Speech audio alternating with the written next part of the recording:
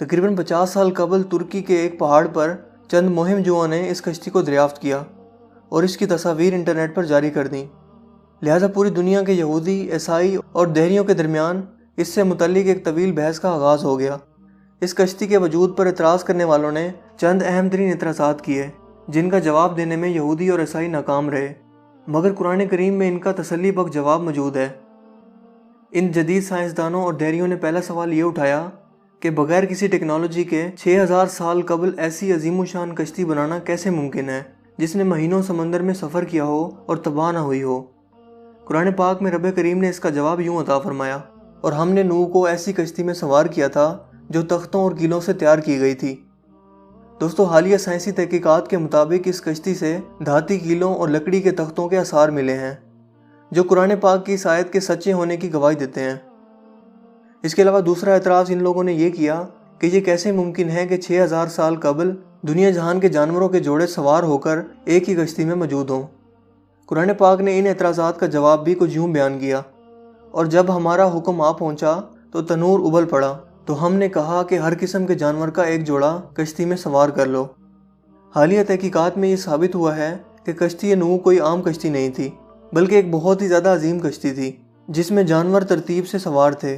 ये कश्ती इतनी बड़ी थी कि इसमें 522 रेल के डब्बे सवार हो सकते थे, जबकि इसमें 25,000 जानवरों के समा जाने की गुंजाइश मौजूद थी। इसके अलावा तीसरा एतराज़ इन लोगों की तरफ से ये उठाया गया कि अजीम तूफ़ान में इतनी बड़ी कश्ती बगैर लंगर के कैसे तैर सकती है। इस एतराज़ का जवाब भी अल्लाह पाक ने कुछ इन अल्फाज में बयान किया, और नूह ने कहा कि कश्ती में सवार हो जाओ, क्योंकि अल्लाह ही के नाम से इसका चलना है और इसी के नाम से इसका लंगर अंदाज होना है।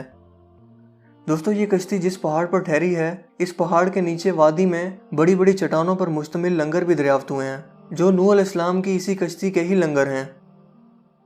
जबकि आखिरी और सबसे बड़ा एतराज़ इन गैर मुस्लिमों की तरफ से ये उठाया गया कि किसी लकड़ी की कश्ती का 6000 साल तक किसी पहाड़ की चोटी पर कायम रहना कैसे मुमकिन है।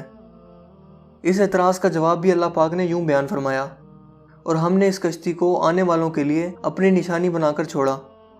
दोस्तों, हालिया तहकीकात से ये पता चलता है कि इस पूरे पहाड़ पर जहाँ कश्ती नूह दरियाफ्त हुई थी, इस पूरे पहाड़ी सिलसिले में बर्फ़ सिर्फ इसी चोटी पर मौजूद है जिस पर यह कश्ती दरियाफ्त हुई, और इस पहाड़ पर मौजूद इसी बर्फ़ की वजह से यह कश्ती अब तक महफूज रही। इस तरह इन एतराज़ात के बाद इन गैर मुस्लिमों के पास कोई एतराज़ बाकी नहीं रह जाता कि वो अल्लाह पाक की निशानियों और कुरान पाक की सच्ची किताब होने की तरदीद करें। मगर दोस्तों, फिर भी अल्लाह ताला ने इनके दिलों पर मोहर लगा दी है, और ये सब कुछ जान कर भी ईमान नहीं लाते और अपने कुफ्र पर कायम हैं, जबकि हम बहैसियत इंसान इनकी हिदायत के लिए बस दुआ ही कर सकते हैं।